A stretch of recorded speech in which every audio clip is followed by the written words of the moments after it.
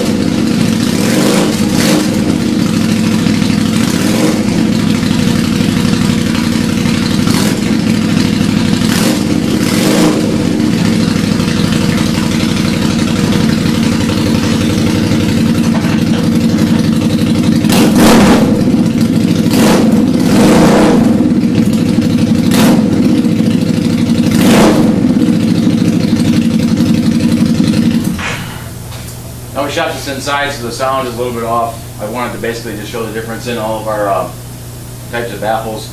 The pipes are set up just to do the video, so their finishes are all fresh. There's a little bit of smoke, don't worry about that. You can find all of our parts on our website, toxiginkbikes.com. You can watch our other videos here on YouTube.